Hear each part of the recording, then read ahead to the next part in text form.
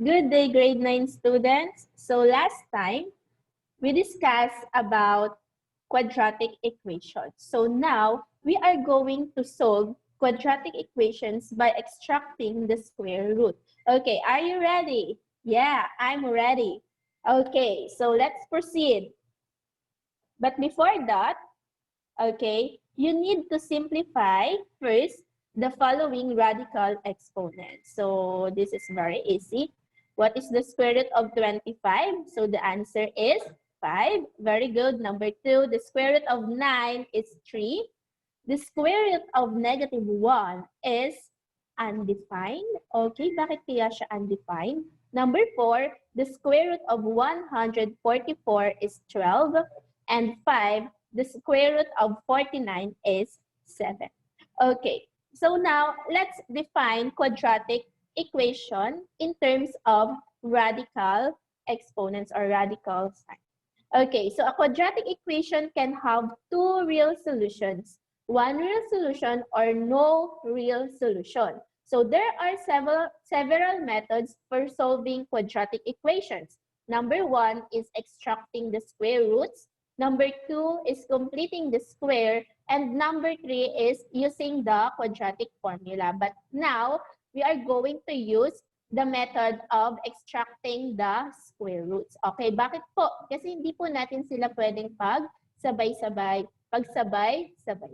Okay, so extracting the square roots. So it is done by extracting the square roots of both sides of the equation. So kung natatandaan niyo po, ang equation po natin ay may left side and right side. Okay, naiintindihan po? Nakaka-follow po?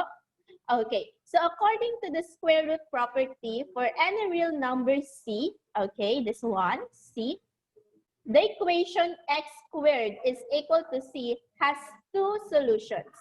X is equal to the square root of c, and x is equal to negative square root of c. So where c is any real number. So when we say real number, hindi po kasama si negative. Kasi nga po, any negative numbers po na nasa loob ng radical sign or ng square root po, wala po siyang value. Okay, so imaginary number po lahat yun. Okay, so these solutions can also be written as x squared is equal to z is 0. Bakit kaya 0? Okay? So, ito po yung magiging pattern natin. Si x squared is equal to c. So, ito yung magiging standard form natin sa in solving quadratic equation in radical or in square root or square root property. Okay? Okay. So, if c is greater than 0, then the equation x squared is equal to c.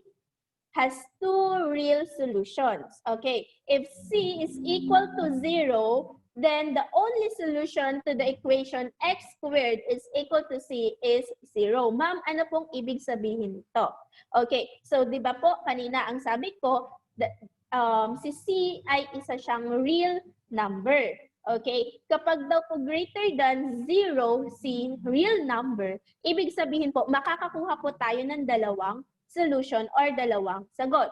Pero po, kapag si c ay equal to 0, then the answer is always 0. Okay? Kasi po, the square root of 0 is 0. Then x is equal to 0. Okay? So now, para po mas maintindihan po natin kung ano po yung mga sinasabi ko rito, magbibigay po ako sa inyo ng example. So, solve each equation by extracting the square root and check your answer. So, we need to check your answer. Ma'am, how? Okay, so yung makukuha po nating value of x, siya po yung gagamitin natin to check if our answer is correct or not. Okay, if our answer is the solution or not the solution to the equation. Okay po? So, let's try. Our example number 1, x squared is equal to 4. So, ma'am, paano nga po ba mag-extract ng square root? Okay, so si square root po at saka si squared or the power of 2 or the square, the second power or yung tinatawag natin the squared, okay, the squared of any number of any variable ay pareho lang po kay square root. Okay, so kapag po nilagyan natin yan ng radical sign, okay, tandaan na pareho, both sides. Kapag nilagyan mo si left side, lalagyan din dapat natin si right side. Okay, so ma'am, paano nga po siya? Okay, paano nga ba, student? Okay, so mag-e-extract tayo ng root. Kapag sinabi natin mag-e-extract tayo ng root, magtatanggal tayo ng root. Okay, so our example is x squared is equal to 4. Okay? Is equal to 4. Ma'am, paano po mag-extract ng root? Okay, so maglalagay po tayo dito ng square root. Kung naglagay ka dyan ng square root, ibig sabihin, kailangan mo rin po maglagay dito ng radical sign. Okay? Ng radical sign. Ma'am, paano na po ngayon? Ano na pong susunod nating step? Okay, so now, we are going to extract the radical sign and the exponent. Okay, so ka-cancel out lang po natin yan. Yeah, ka-cancel out lang po natin yan. Yan. So once na na-cancel out na po, canceled out, okay, ang may iwan na lang po ay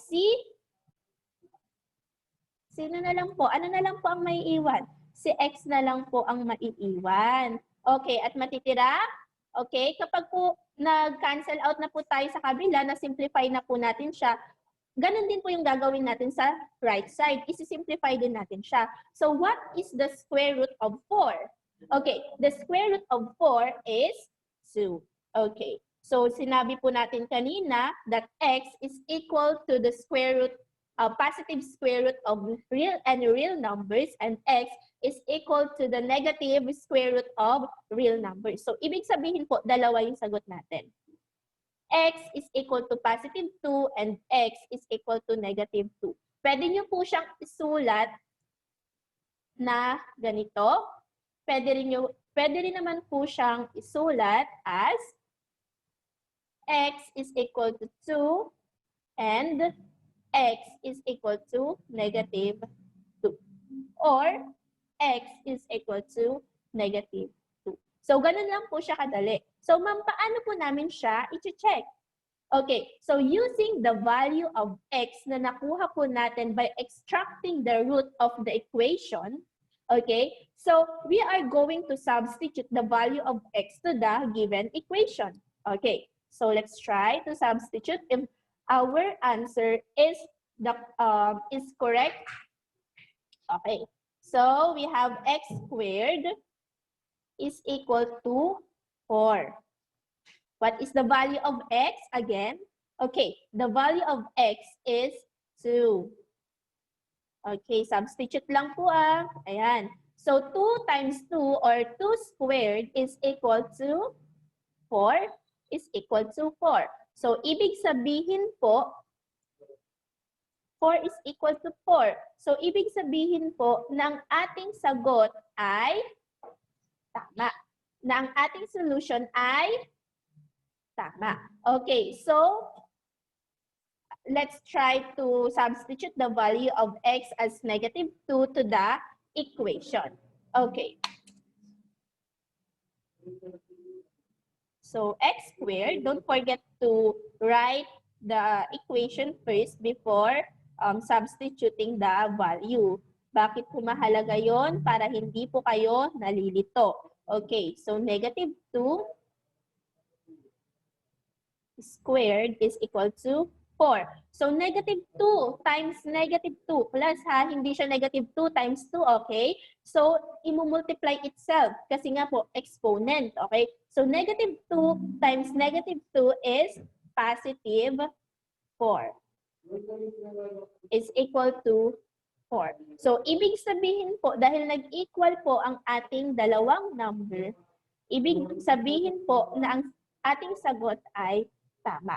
So, x is equal to 2. So, 2 is the solution to the equation x squared is equal to 4. Okay, nakukuha po ba? Okay, now let's proceed po sa susunod nating example. Okay. So, kung ano po, kung nakukuha naman natin, so pwede niyo po akong sabayan sa ating susunod na example. Okay. So, b is equal to x squared is equal to 64. Dahil naka-follow naman po siya sa ating pattern, which is x squared is equal to c, or the standard form of our radical sign. Okay? So, pwede na po natin siyang i-extract. But first, you need to write the given equation. Okay. So, we have x squared is equal to 64. Next, x squared is equal to 64. E-extract na po natin siya. So, the square root of x squared is equal to the square root of 64. Okay? So now, we need to cancel out this 2. Okay, cancel out natin siya.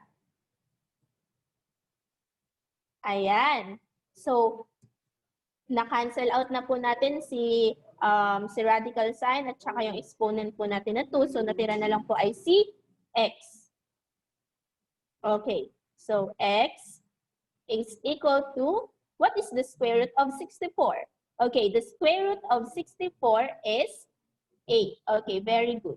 So, the square root of 64 is 8. So, the value of x is equal to positive 8 and negative 8. So, nakakasunod po ba ang lahat? Grade 9. Okay, now, let's check if our answer is the solution to the problem or the solution to the equation or not. Okay, so let's substitute the value of x to the given equation. Okay, so sulat po natin ulit, x squared is equal to 64. The value of x is 8. So 8 squared is equal to 64. Then 8 times 8 is 64. Is equal to 64. Okay, so ibig pong sabihin that this is a solution to the given equation. So let's try the negative 8 kung pareho po ba sila. Okay. Gamit tayo ng ibang color. Okay, negative 8 naman po ang gagawin natin. X squared is equal to 64. What is the value of x? Again, the negative 8. Squared is equal to 64. Okay? So, negative 8 times negative 8 is positive 64 is equal to 64. So, ibig sabihin po ay tama po ang ating sagot. Okay, nakakasunod po. Okay, so now let's move on po sa isa pang example. Sa last example na meron tayo. Okay, so C is equal, our given example is x squared minus 100 is equal to 0. Do you think po na nasa standard form na po ba siya ng ating radical? Or, yeah. Okay, wala pa. So, we need to arrange it first. Okay? I-change po natin siya sa standard form ng ating ginagawa. Okay, the standard form is x squared is equal to c, or the pattern. Okay, so x squared is equal to c.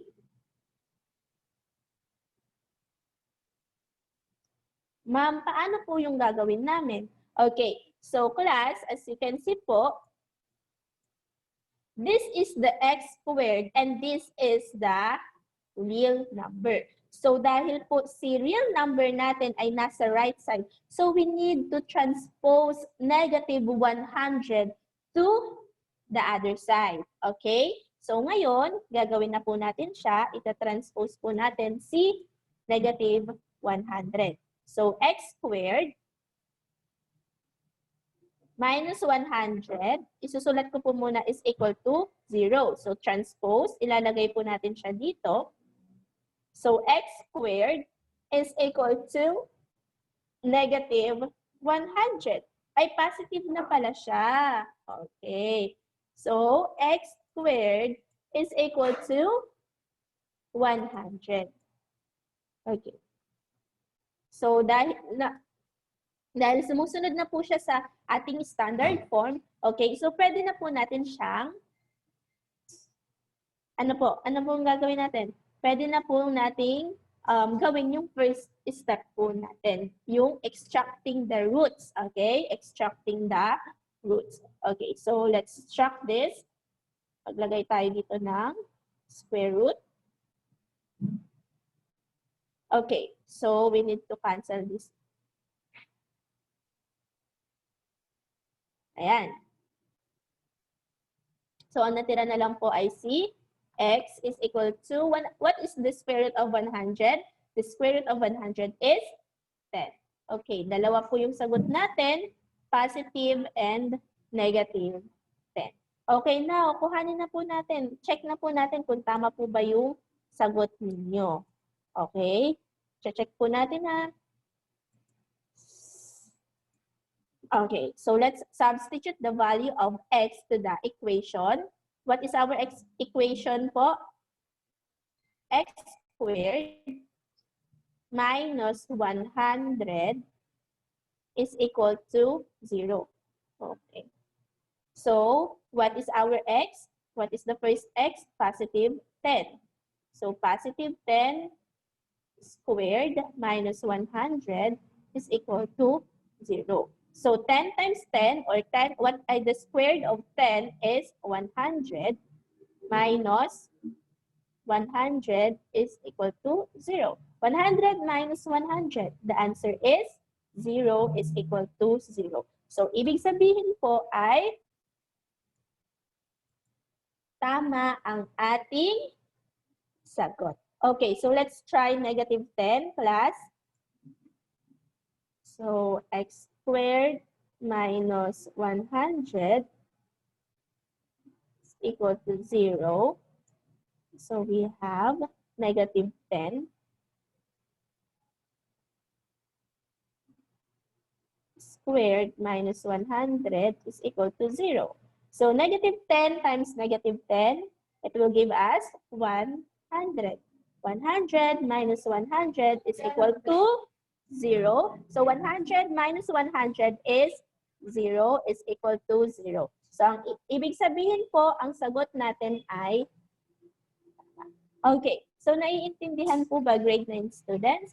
Okay, so very good kayo dyan. So I hope po marami kayong natutunan sa ating lesson. Okay, so maraming salamat po. God bless.